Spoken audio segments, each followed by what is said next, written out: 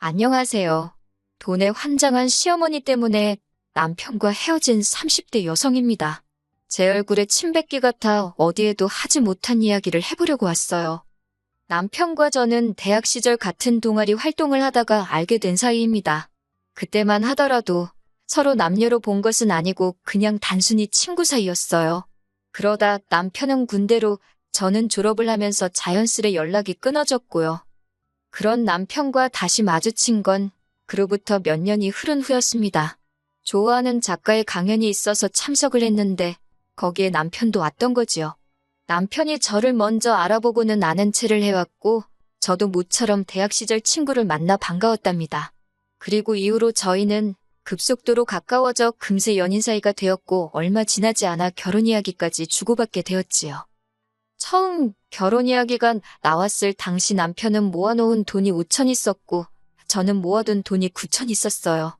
말이 나와서 말이지만 남편이 모은 돈이 제 예상보다 많이 적어서 좀 당황스럽더라고요. 저보다 늦게 사회생활을 시작했다는 건 알고 있었지만 그래도 이렇게 모은 돈이 차이가 날 줄은 몰랐으니까요. 그리고 알게 된 건 남편이 7살 어린 시동생 대학교 학비를 전부 내줬다는 사실이었어요. 저도 동생이 있지만 동생의 학비라던가 그런 걸 제가 내줘야겠다는 생각은 해본 적이 없거든요. 친정 부모님이 그러기를 바라신 적도 없고요. 그래서 남편이 그런 말을 했을 땐 솔직히 꽤나 당황스러웠네요. 남편도 눈치가 보였는지 변명하듯 하는 말이 이제 시동생도 곧 취직을 할 거고 자기도 더는 도와줄 생각이 없답니다. 그러니 저더러 조금만 이해해 줄 수 없겠냐 하대요. 답답하긴 했지만 지나간 일 가지고 남편을 탓할 수도 없는 일이고 집집마다 사정이라는 게 있는 법이잖아요. 그래서 조건 하나를 내걸며 알겠다고 했어요. 그건 바로 결혼하게 되면 시동생이든 시댁이든 돈 들어가는 일은 무조건 저랑 상의를 해달라는 거였지요. 이후로 저희는 본격적으로 결혼 준비에 나섰습니다.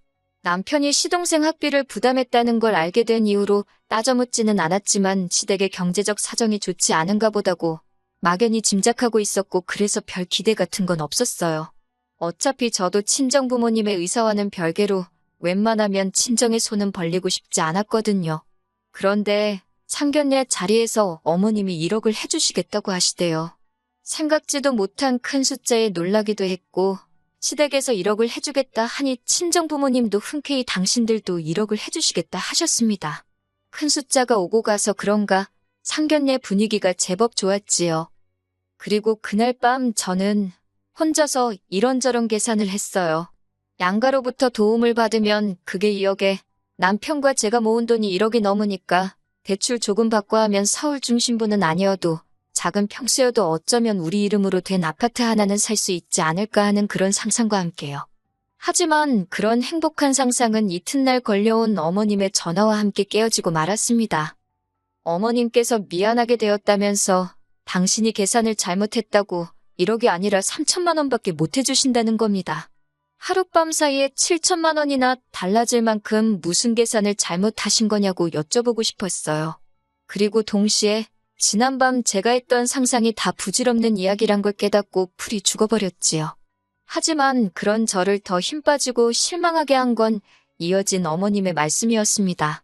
친정 부모님께는 이런저런 이야기하지 말고 그냥 1억을 받아오라고 하셨거든요. 제가 왜요? 하고 질문하니 준다는데 왜 안 받냐고 반문을 하시는데 그냥 황당해서 더는 말도 안 나오더라고요. 어머님은 친정에 이야기하지 말라 하셨지만 저는 원래 친정 부모님한테 뭘 숨기고 그러는 딸이 아니거든요.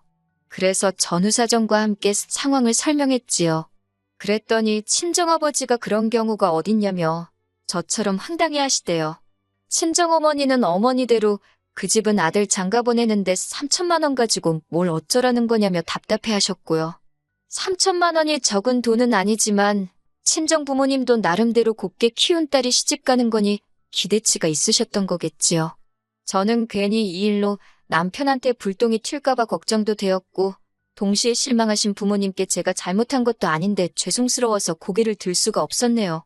친정아버지가 어쨌든 어쩔 수 없지 않냐며 말씀하신 대로 1억은 해주신다 하시는데 제가 시댁하고 똑같은 액수로 해달라 했습니다. 솔직히 전화 말미에 어머님이 보이신 태도에 마음이 상하기도 했고, 그래서 고분고분하게 시키는 대로 1억을 받아서 시집가고 싶지 않았거든요. 그렇게 우여곡절 끝에 부부의 연을 맺었습니다. 그런데 결혼식을 올리고 얼마 지나지 않아 청천벽력 같은 소식이 들려왔어요. 남편이 풀죽은 목소리로 말하길 다니는 회사가 갑자기 사정이 안 좋아져서 전 직원 월급이 절반으로 삭감되게 되었다는 거예요. 어이가 없어서 그런 회사가 어딨냐고 제가 따졌습니다. 제가 회사에 한번 전화를 해봐야겠다고 하니까 자기 체면이 있지 않냐며 자기를 못 믿냐고 그래요. 그런 건 아니지만 동네 구멍가게도 아니고 갑자기 월급을 반만 준다는 게 말이 되냐고 이직하라고 했습니다. 다른 직장에 가도 그거보단 많이 받을 거라고요. 그런데 남편이 하는 말이 지금 직장도 3년을 못 다녔는데 또 이직한다고 하면 새 회사에서 자기를 좋게 보겠냐입니다. 그러면서 남편이 자기는 지금 다니는 회사도 좋고 사람들도 좋아서 그냥 절반 받고 다니고 싶다나요. 한숨만 나왔지만 저라고 별다른 뾰족한 수가 있던 것도 아니었으니 어쩔 수 없이 알겠다 했어요. 그리고 정말로 그달부터 남편 월급으로 150 들어오대요. 고정지출만 300이 넘는 상황에서 남편 월급이 150, 제 월급이 320이 된 거지요. 그래서 어쩔 수 없이 양가에도 상황을 알렸습니다. 그래야만 했던 게 원래 저희가 결혼하면서 서로 약속했던 것이 한 달에 30만 원이라도 양가에 꼭 용돈을 드리자는 거였어요. 남편이고 저고 이만큼 키워주신 것에 대한 감사의 표현으로요. 그리고 명절이나 생신처럼 챙겨야 하는 날에는 조금 더 넣어서 50 정도씩 드리기로 했었지요. 그런데 당장 남편 월급이 절반으로 뚝 떨어져 버리니 그럴 수가 없겠더라고요. 그래서 양가 부모님께 마음먹은 바와 달리 사정이 이렇게 되었다. 죄송하다고 말씀드렸습니다. 그런데 여기서 양가 어른들이 보인 반응이 참으로 다르더군요. 일단 친정에서는 저나 남편이나 많이 속상하겠다면서 당신들은 괜찮답니다. 그리고는 저를 따로 부르시더니 돈 가지고 남편한테 스트레스 주지 말라고 신신당부를 하시대요. 하지만 어머님께서는 그래도 주기로 한 건 달랍니다. 당신 주변 사람들은 자식들이 해외여행도 보내주고 성형수술도 해준다는데 저희는 30만 원도 못 준다는 거냐면서 서운하고 창피하시다나요. 그리고는 제가 입고 있는 옷은 얼마짜리냐, 옷 사입고 가방은 사들고 외식은 해도 시부모 돈 주긴 아깝냐, 내가 아들 키운 값이 한 달에 30만 원도 못 받는 거냐 하며 나오지도 않는 눈물을 쥐어짜내시며 일장연설을 늘어놓으시더라니까요. 그러면서 저더러 그러니 시집 올 때 친정에서 1억 받아왔으면 대출도 덜 받아도 됐을 거고 그러면 지금 이런 소리가 나왔겠냐 면박을 주시는데 정말이지 어처구니가 없어서 뭐라고 대꾸를 해야 할지도 모르겠더라고요. 하지만 그래도 할 말은 해야겠다 싶어서 어쨌든 이해 좀 해달라 못 드린다 해버렸습니다. 그리고 그날 집에 돌아와 남편하고 크게 싸우게 되었어요. 남편이 어머님 말씀이 일리가 있다며 이 상황이 제 탓이란 쪽으로 몰고 갔거든요. 뿐만 아니라 어쨌든 장인 장모님이 안 받는다 하셨으니 시댁은 그대로 드려도 괜찮지 않겠냐고 절 떠보기까지 하대요. 그러니 싸움이 안 날 수가 있나요? 제가 남편더러 그렇게 용돈 드리고 싶으면 대리를 하든 배달을 하든 나가서 돈을 더 벌어오면 될 거 아니냐고 아주 악다구니를 썼답니다. 그리고는 또 이래저래 몇 달의 시간이 흘렀습니다. 남편의 월급은 150에서 변화가 없었는데 그중 100 정도가 가정을 위해 쓰였고 남은 50은 차량 유지비에 식대에 모해해서 남편이 쓰는 카드값이랑 비슷하게 나왔으니 솔직히 제 입장에선 남편이 100을 가져다 주는 거나 다름이 없었지요. 그리고 고정지출이란 건 늘면 늘지 줄지가 않잖아요. 그렇다 보니 저는 매달 월급에서 200 이상을 가정에 쏟아부어야 했고 그러다 보니 제 손에 남는 건 100만 원 남짓이대요. 사는 게 빠듯해지니까 나중엔 과일 하나 사 먹는 것도 고민하게 되고 아이를 갖는 건 언감생심 꿈도 꿀 수 없더라고요. 하지만 저는 그 모든 게 가증스럽고 사악한 생쇼에 불과했다는 사실을 알게 되었습니다. 남편 월급일이 27일인데 27일 저녁이 되도록 남편 월급이 안 들어오더라고요. 남편은 친구들하고 약속이 있다면 나간 상황이었지만 돈 문제기도 하고 해서 기다리질 못하고 남편한테 전화를 했어요. 남편이 전화를 받더니 무슨 일이냐고 그래요. 그래서 회사에 혹시 무슨 일이라도 있는 건지 왜 월급이 늦는지 모르겠다 했지요. 그랬더니 순간이었지만 전화기 너머로 남편의 당황한 기색이 느껴졌달까요? 그리고는 곧이어 남편이 자기가 확인해보겠다며 허둥지둥 전화를 끊더라고요. 그리고 신기하게도 정말 남편과 전화를 끊고 30분도 되지 않아서 150만 원이 들어왔습니다. 그런데 액수는 평소와 같은데 입금 자명이 남편 회사가 아니라 남편 이름으로 되어 있는 게 아니겠어요? 뭔가 수상하단 직감이 들대요. 그래서 혹시나 하는 마음에 남편과 같이 일하는 직원의 와이프한테 전화를 했어요.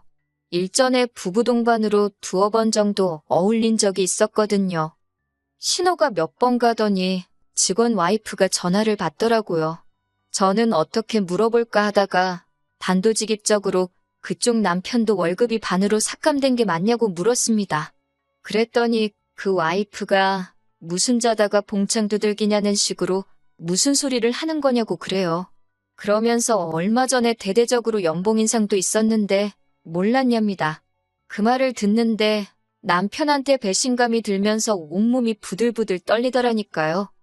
시간이 늦었으니 은행을 찾아가 볼 수가 있나? 그렇다고 남편 회사에 확인 전화를 해볼 수가 있나? 정말이지 갑갑해서 죽겠더라고요. 그러다가 남편 노트북을 떠올렸어요. 웬만한 금융거래는 남편이 다 자기 노트북으로 하는 건 알고 있었거든요. 평소엔 그 노트북을 회사에 가져가는데 그날은 어쩐 일로 노트북도 두고 갔길래 이건 신이 주신 기회라는 생각이 들었지요.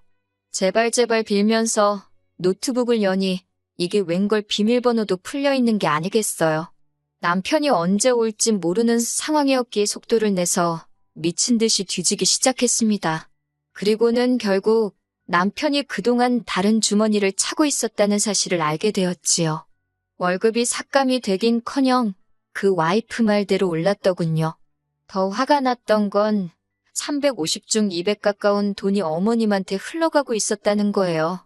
그리고는 남은 150만 원만 입금 자명을 바꿔서 자기가 회사처럼 저한테 입금을 해줬던 거고요. 실망이 이만저만이 아니었습니다. 그때 느낀 그 배신감을 비롯한 복잡한 심정은 어떤 한마디로 정의할 수가 없어요.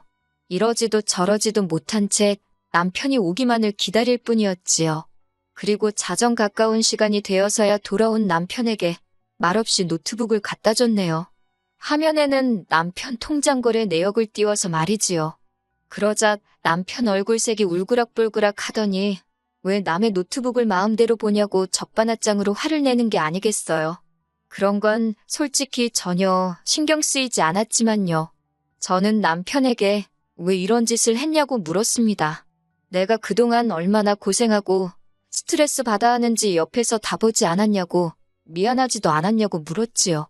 그랬더니 자기도 그러고 싶지 않았는데 어머님이 그러라고 했답니다. 어이가 없어서 어머님이 왜 그런 짓을 시키시냐고 하니까 남편이 잠깐 주저하더니 그러니까 시집 올 때 장인어른이 1억 주신다는 거 그냥 받아왔으면 좀 좋냐고 그래요. 어머님이 남편더러 제가 동기한 줄 몰라서 준다는 돈도 마다하는 애라며 이참에 돈이 얼마나 귀한지를 가르쳐야겠으니까 시키는 대로 하라고 했답니다. 제가 쪼들리다 보면 결국 친정에 손 벌려서 남은 7천도 받아올 거라 그러셨다나요. 남편 이야기를 들을수록 어머님은 뻔뻔하고 염치도 없고 돈만 밝히는 여편네란 생각이 들었고 남편은 그런 어머님 때문에 제 뒤통수나 치는 쪼다무지리처럼 느껴지대요. 결국 듣다 못한 제가 남편한테 꼴도 보기 싫으니 이 집에서 나가라 했습니다. 그러다 생각해보니까 어차피 혼인신고도 안 되어 있는 마당에 뭘 시댁에 가 있어라 친정에 가 있겠다 할 이유가 없더라고요. 그래서 남편한테 그냥 이쯤에서 헤어지자 했어요. 신뢰가 산산조각 난 이 시점에 어떻게 같이 사냐고요. 그러자 남편이 그동안 안 갖다 준 월급 다 가져다 줄 테니 저더러 화풀 납니다. 실소가 나오더라고요. 됐다고 너 다 쓰고 부자 되라 그랬어요. 이후로 며칠 동안 남편과 실랑이가 있었습니다. 남편은 자기가 생각이 짧았다며 앞으론 절대 그럴 일 없을 거라고 이렇게는 못 헤어진다고 저를 잡고 매달리대요. 하지만 남편의 그런 모습을 볼수록 제 마음은 차갑게 식어만 갔습니다. 어머님이 보이신 반응은 더 가관이었어요. 시부모가 돼서 며느리도 자식이니 좀 가르쳐보려고 그런 거랍니다. 그러면서 당신의 깊은 속뜻을 제가 왜 이해를 못하는지 답답하다나요. 그리고는 하시는 말씀이 진짜 헤어질 거면 당신이 해준 3천만 원은 돌려달랍니다. 제가 생각해보고 말 것도 없이 싫다고 못 준다고 했어요. 저 좋으라고 주신 돈도 아닌데 왜 저한테 그러시냐고 어머님 아들한테 받으시라 그랬지요. 그러자 어머님이 저더러 사기꾼이네 꽃뱀이네 하시길래 저도 어머님더러 어머님은 빈대고 남편은 방울뱀이냐고 받아쳐버렸네요. 그리고 이후로 벌써 2달 가까운 시간이 흘렀습니다. 남편은 와이프나 속이고 돈이나 빼돌리는 찌질이로 회사에 소문이 나서 얼굴도 못 들고 다닌다고 그 직원 와이프가 소식을 전해주더군요.